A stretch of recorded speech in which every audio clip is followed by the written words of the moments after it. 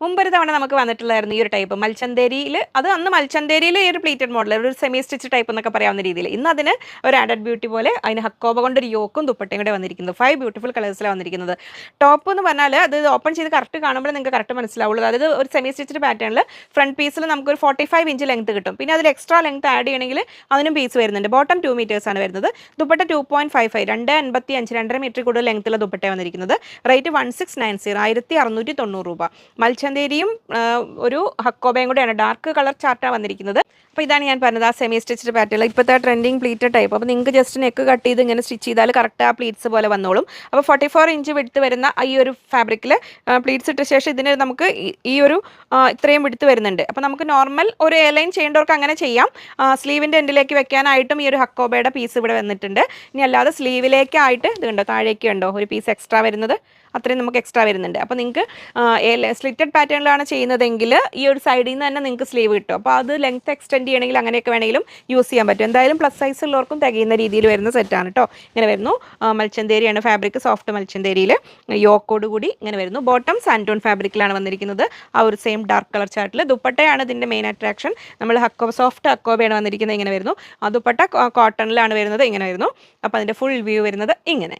Next colour വരുന്നത് ഒരു dark olive green. എല്ലാം നല്ല ഭംഗിയുള്ള കളേഴ്സാണ്.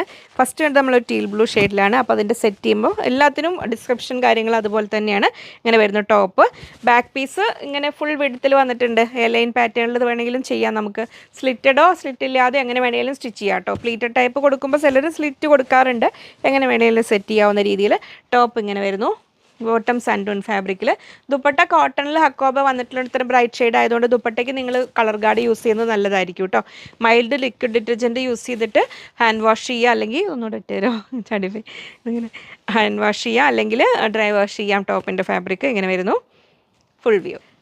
നെക്സ്റ്റ് കളറ് റെസ്റ്റോറൻറ്റ് ഷെയ്ഡിൽ ഇങ്ങനെ വരുന്നു ടോപ്പ്.